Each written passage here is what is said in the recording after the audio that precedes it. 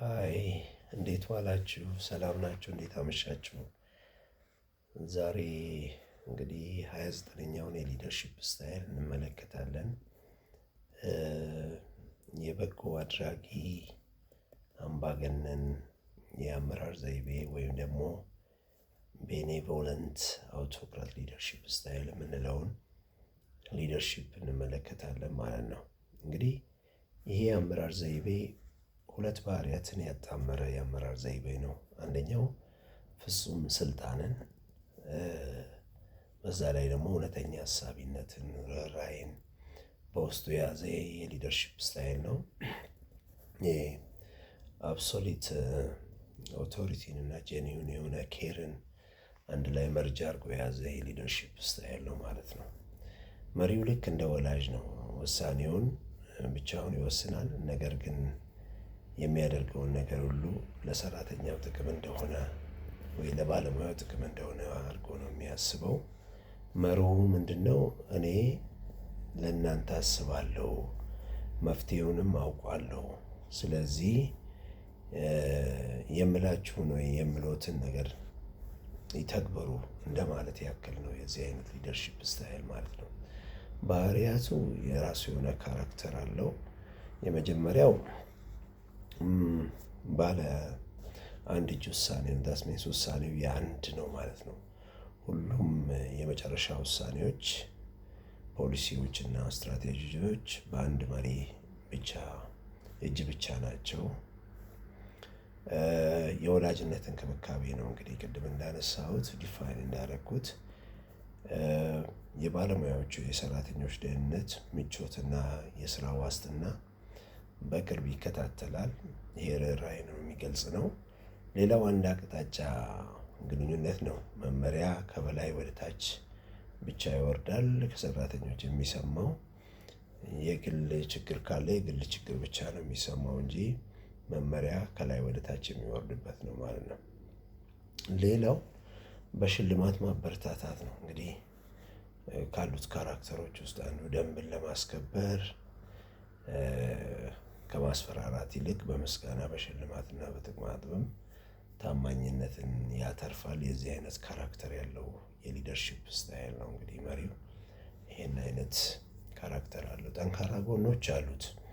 የመጀመሪያው ፈጣን ውሳኔ ነው። እንግዲህ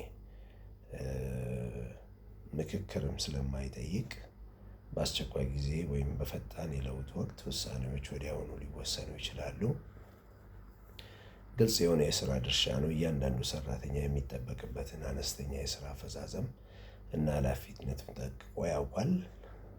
ሌላው ከፍተኛ ታማኝነት ነው። መሪው ለሰራተኛው ጥቅም ስለሚቆም በሰራተኞች ዘንድ ትልቅ የደህንነት ስሜትና ታማኝነትን ይፈጥራል ነው። ሌላው ጊዜ አለማባከን ነው።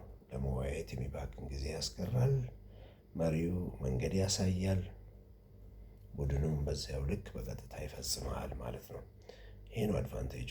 የዲስአድቫንቴጁን በምንመለከትበት ጊዜ ወይ ዲሜሪቱን በምንመለከትበት ጊዜ የመሪው ጥገኝነት ነው። የመሪ ጥገኝነት መሪ በሌለበት ወቅት ወይ በታመመበት ወቅት ወይ በሆነ ጉዳይ ከስራ በለቀቀበት ወቅት ቡድኑ ራሱን ችሎ ተነሳሽነትን ስለማይወስድ ስራው ሊቆም ይችላል ነው። ሌላው ፈጠራን ማዳከም ወይም ማፈን ነው። ከሰራተኛ የሚጠበቅ ትዕዛዝ መፈጸም ብቻ ስለሆነ አዳዲስ ሀሳቦች ከታች ወደ ላይ ወይም ቦቶም አፕ የሚወጡ አስተያየቶች እድል አያገኙም።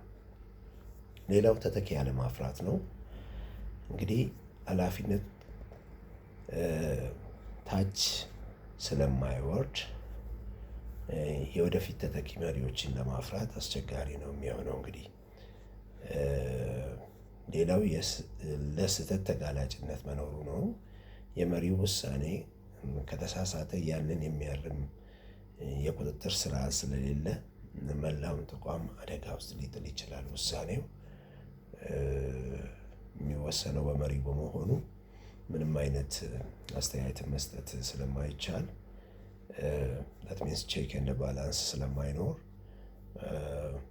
ተቋሙ እንደ ተቋም ችግር ውስጥ ሊወድቅ ይችላል የሚል እንትን አለ።